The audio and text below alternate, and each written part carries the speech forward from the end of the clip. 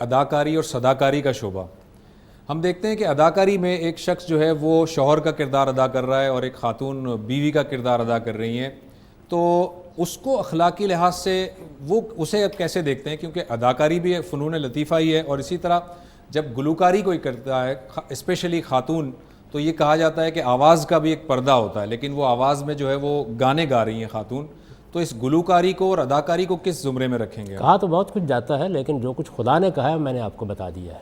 تو ان تمام چیزوں میں بھی وہی چیزیں دیکھی جائیں گی، ان میں سے بھی کوئی چیز اپنی ذات میں ممنوع نہیں ہے۔ آپ یہ دیکھیں گے کہ ان کے ذریعے سے کس چیز کا ابلاغ کیا جا رہا ہے، کیا فواحش پھیلائے جا رہے ہیں، کیا جنسی ترغیب دی جا رہی ہے، کیا حق تلفی کی ترغیب دی جا رہی ہے، کیا شرک بتایا جا رہا ہے۔ تو میں نے آپ کو یہ بتایا کہ قرآن مجید نے اس معاملے میں فیصلہ کن بات کر دی ہے، اور دیکھیے کن الفاظ میں کی ہے۔ یعنی آپ نکالیے کبھی 31-32 آیات جو ہے یہ سورہ اعراف کی، ہے للذین آمنوا فی الحیات الدنیا، میں نے تو یہ اس دنیا کی زندگی میں پیدا ہی ایمان والوں کے لیے کی ہیں، خالصۃ لہم یوم القیامہ، قیامت میں ان کے لیے خاص کر دوں گا اور منکرین کو محروم کر دوں گا۔ اس کے بعد یہ کہا ہے کہ ان سے کہو میرے پروردگار نے صرف یہ 5 چیزیں حرام کی ہیں۔ کھانے پینے کی چیزوں کا اوپر ذکر آ گیا تھا، اس کے بعد بتا دیا کل انما حرم ربی۔ تو اس وجہ سے جب اصول معلوم ہو گیا تو ہر چیز کو اسی کی روشنی میں دیکھا جائے گا۔ لوگوں کے لیے زندگی تنگ کرنے کے لیے مذہب نہیں آیا، وہ ان کو پاکیزہ بنانے کے لیے آیا ہے، اور پاکیزگی کے آداب اور اصول بیان کرتا ہے۔ ہم مذہب کو جب بیان کرتے ہیں تو اس کی اصل سے کیوں بیان نہیں کرتے؟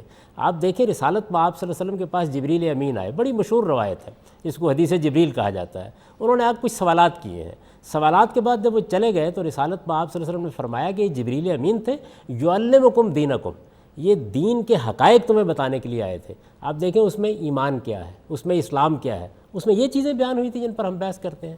تو ہم نے بعض اس طرح کی چیزوں کو اسلام بنا کے، مذہب بنا کے، اپنے لیے بھی اور دنیا کے لیے بھی اس کو تنگ کر ڈالا ہے۔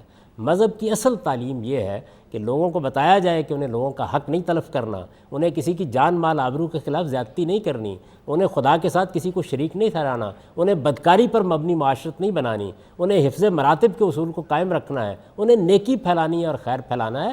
یہ مذہب کا موضوع ہی نہیں ہے جس کو بدقسمتی سے ہماری ہر مسجد اور ہر ممبر موضوع بنائے ہوئے۔ جاوید صاحب، آپ نے فرمایا کہ یہ اداکاری میں ظاہر ہے کہ کسی چیز کو کوئی ترغیب دلائی جاتی ہے، محسوس یہ ہوتا ہے کہ اداکاری اور گلوکاری میں اس طرح کی چیزوں کو کی ترغیب ملتی ہے، یعنی مختلف قسم کے غلط میلانات کی طرف ترغیب ملتی ہے۔ اگر ایسا ہے تو پھر تو یہ ٹھیک نہیں ہوا۔ ہر وہ چیز وہ شاعری کرے گی تو اس کے بارے میں بھی کہیں گے، مصوری کرے گی اس کے بارے میں بھی کہیں گے۔